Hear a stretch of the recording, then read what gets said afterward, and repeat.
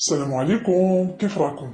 نتمنى تكونوا بخير وما ناقصكم حتى خير. القصه ديال هذا النهار صراحه في الاول فاش قريتها، يعني في الاول ديال الاحداث ديالها قلت واقيلا غادي تكون قصه عاديه، يعني ماشي شي احداث اللي جديده علينا، لكن مع ذلك قلت بديتها اجي نكملها، خصوصا انها كتهضر على الناس اللي كيكون عندهم مشاريع وكيواجهوا عراقيل في الخدمه ديالهم. قلت اجي نشوف النهايه ديال المشكل اللي تحطات فيه هاد السيده كيفاش سالها. صراحه داكشي اللي غادي تسمعوا في هاد القصه انا متاكده غادي يحرك فيكم شي حاجه، يقدر يبقى فيكم الحال، يقدر يطلع لكم الدم، ويقدر كاع ما تحسوا بوالو. حنا تبارك الله مع هاد القصص ولينا كنتوقعوا اي حاجه. يلا سيدي، الا كنتو اول مره تشوف المحتوى ديالي ما تنساوش ديروا اشتراك وفعلوا الجرس باش يوصلكم اي فيديو جديد كنحط على القناه. والا كنتو موجودين جيبوا شي حاجه تشربوها، خذوا شي بلاصه ترونكيل، واجي نعاود لكم على القصه ديال يسرى.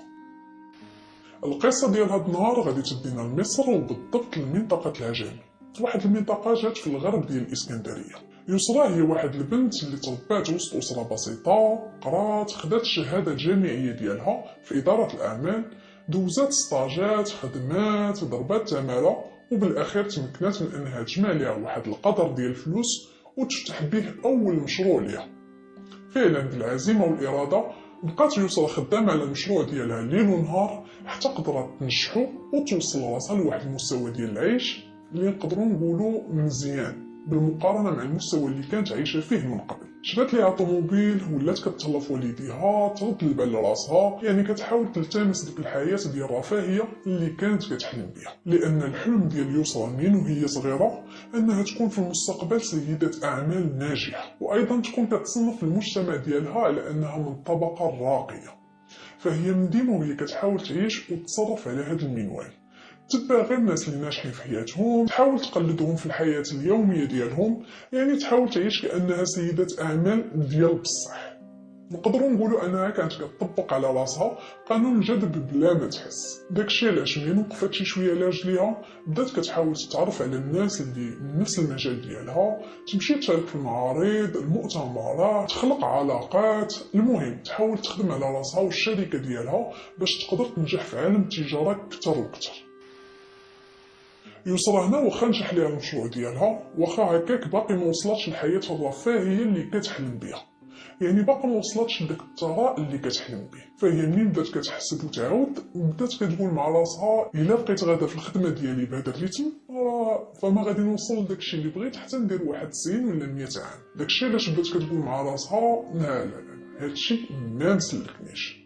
عالم التجاره والاعمال ما كيبغيش الناس اللي مولفين يتمشاو جنب الحيط، التجاره كتبغي الواحد يكون زعيم وقادر ياخذ الريسك. فقالت مع راسها خصني انفيستي في شي مشروع جديد، وهكذا الشركه الكبيره غادي تولي كدعم الشركه الصغيره حتى تكبر حتى هي، او لا حتى هاد الشركه الا ما دخلتش لي في الشهر شي حاجه فكاينه الاخرى اللي كتدخل، المهم خصها شي سورس اخرى اللي تدخل منها الفلوس.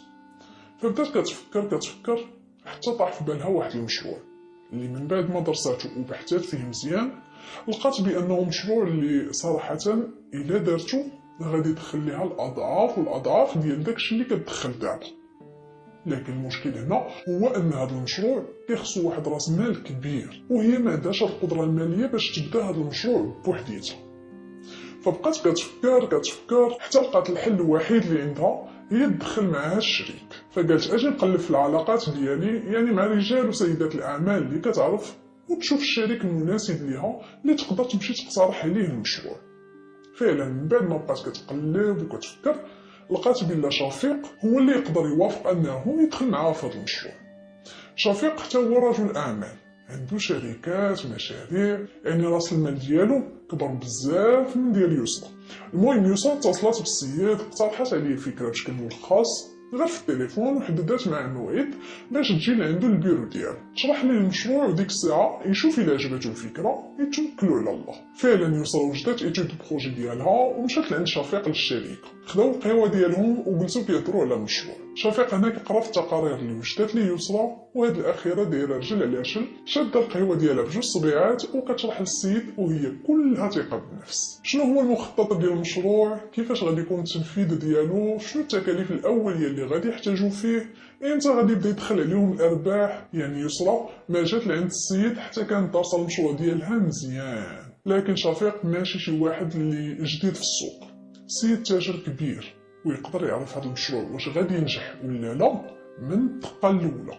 يعني واخا يسرى بقات كتهضر وكتحاول تبين ليه غير الحوايج الزوينه اللي في المشروع، يعني المداخيل والارباح المهمه اللي غادي يربحوا من موراه، فهو حتى قرا مزيان التقارير اللي قدامه، ومن خلال التجربه اللي كانت عنده عاد تاكد من ان فعلا هذا المشروع مزيان. هي كتبقى واحد النسبه ديال الخساره، لكن هاد النسبه قليله بزاف بالمقارنه مع نسبه النجاح اللي فيه. يعني يقدر الواحد يزال ويحط فيه الفلوس، الواحد الا ما خداش الريسك عمرو ما غادي يوصل.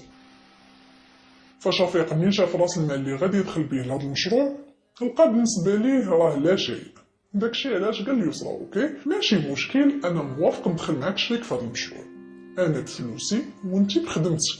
ايوا تفاهموا هاد الجوج على المسائل ديال الخدمه كيفاش غادي تكون، شافوا المحاميين ديالهم، وجدوا العقود ديال الشركه ديالهم، وبدات الامور غادا تماما كيف حال اللي كانوا مخططين ليها.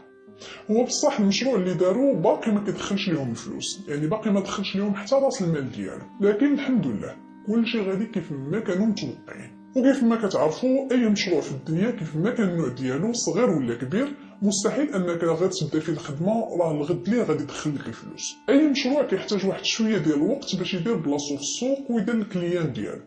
المهم اي مشروع كيحتاج على الاقل واحد المده اللي كتبدا ما بين 6 شهور حتى العام، فهاد المده كتكون غير ديال خسرانه الفلوس. يعني اي واحد بغى يبدا شي مشروع خصو يكون موجد على جنب كاع المصاريف اللي غادي يخرج في هاد 6 شهور من غير راس المال اللي غادي يبدا به المشروع. بطبيعه الحال هاد المصاريف كتكون مخبيها بشكل احتياطي، يعني في حاله ان ديك الفتره ديال 6 شهور ولا عام ما مشاتش الخدمه كيف ما بغيتي، او لا المشروع ما دخلش لك داكشي اللي بغيتي، كتلقى بعدا دوك الفلوس الاحتياطيه اللي كتغطي بهم المصاريف ديال الشركه. المهم من بعد واحد العام ونص ديال تماره، المشروع الجديد اللي دارت يسرى مع شفيق نجح.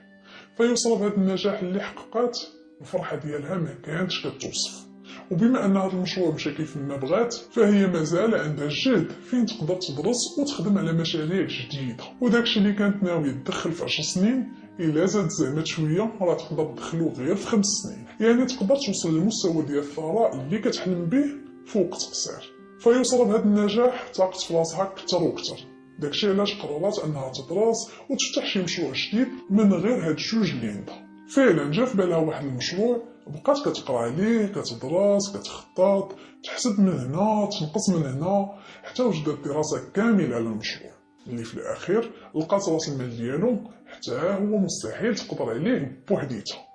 فشكون اللي يقدر يدخل معاه شريك؟ هو السي شفيق. يسرى عاوتاني مشات اقترحات المشروع على شفيق، حطات التقارير قدامو، بقات كتشرح ليه شنو غادي خصنا، شنو غادي خصنا، شحال غادي نحطو في المشروع، شحال غادي يدخل لينا. المهم بقات كتحاول تبين ليه غير الحوايج المزيانه اللي كاينه في هذا المشروع. لكن شفيق هاد المره ملي قرا ملف المشروع اللي قدامو قال ليه لا ما نقدرش ندخل معاك شريك. بقات كتقول ليه السيده لا غير ثق بيا، راه المشروع راه مضمون، راه غادي يدخل لينا الفلوس وهذا. قال لها صراحه هذا المشروع ما بانش ليا فيه، وحتى نسبه المخاطره اللي فيه كبيره بزاف. قال لها انت يسرى انت شريكتي وعزيزه عليا، لكن هذا المشروع راه ما نقدرش ندخل فيه، بغيتي تدخلي نتيا دخلي، لكن انا ما غاديش نغامر بفلوسي. شفيق انا كان راد البال مزيان في خدمته، واي خطوه كيبغي يديرها ما كان كيديرها حتى كيدرسها مزيان. داكشي علاش ما وافقش يدخل مع السيده شريك. لكن يسرى هنا هو والو، هذا المشروع كانت مقتنعه به ب100%، لكن شنو غادي دير؟ راس المال ديال هذا المشروع كبير بزاف وهي بوحديتها ما قاداش عليه. فيسرى من بعد ما شفيق رفض الطلب ديالها خدات الامر على انه تحدي، وقطعات وعد بينها وبين راسها بين غادي تخدم على هذا المشروع ليل ونهار وغادي تنجحو. وهذا شفيق اللي داير فيها فاهم وكيطيرها في السما، منين غادي يشوف الفلوس اللي غادي تدخل من مورا هذا المشروع ديك الساعه عاد غادي يندم، وهو اللي غادي يولي يجي لعندها باش تدخلو شريك معاه. لكن باش توصل لهذا الشيء شنو خصها دير؟ المشكل اللي قدامها هو انه راس المال اللي عندها ما كافيهاش.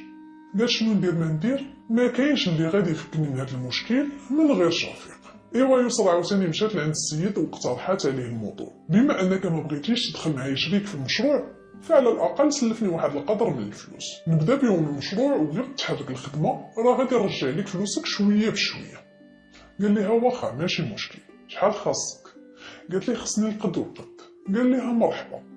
عيط السي شفيق الكونطابل ديالو وجدت لي المبلغ اللي خاصها، جاب لي الشيك وحطه قدامه. يوصل هنا غير شافت الشيك هو يطير بالفرحه، واخيرا الفلوس اللي كانت محتاجه ها هما قدامها دابا. صافي دابا غادي تقدر تبدا المشروع ديالها وغادي تحققوا كاع الاحلام ديالها. ايوا يوصلها هزات داك الشيك دارتو في صاكها وقالت لشفيق بلي يقدر عاوتاني من بعد ما نحل الشركه راه نقدر نحتاج شي حاجه اخرى ديال الفلوس. يعني واش ماشي مشكل الا رجعت تسلفت من عندك؟ السي شفيق انا ما عندوش مشكل. قال لها مرحبا شريكتي، الوقت اللي احتاجيتي شي حاجه اتصلي بيا. يسرا في هاد اللحظه ما قداتها فرحه، هزات الصاك ديالها سلمات على السيد وبغات تمشي في حالها. لكن في هاد اللحظه شفيق عطى ليسرا واحد ستيلو ورقه وقال لها الا ممكن تسني ليا على هاد الضمان. قال لها صراحه انت شريكتي وانا كنثيق فيك، لكن الموت والحياه هادي والحق حق. في هاد اللحظه يسرا ما عجبهاش الحال، هو شريكها وما تيقش فيها، لكن شنو غادي دير؟ دابا هي محتاجه الفلوس، داكشي علاش سنات لي على هاد الضمانه، شكراتو وخرجات في حالها. يسرا بدات الخدمه في المشروع الجديد ديالها، وكيف ما كانت متوقعه من بعد واحد المده ديال الخدمه احتاجت الفلوس عاوتاني ومشات لعند شفيق. وشفيق حتى هو كيف ما كان واعدها من قبل، فاش علماتو بلي راه تقدر تحتاج شي حاجه ديال الفلوس من بعد، قال لها مرحبا. وجات ليه عاوتاني الفلوس اللي محتاجها عطاهم ليها، سناها على الضمانات كيف العاده. واخا عاوتاني يسرا ما عجبهاش الحال، لكن ما عندها ما دير، هي اصلا واخده الامر من الاول على انه تحدي بغرض انها تبين لشفيق انها ذكيه.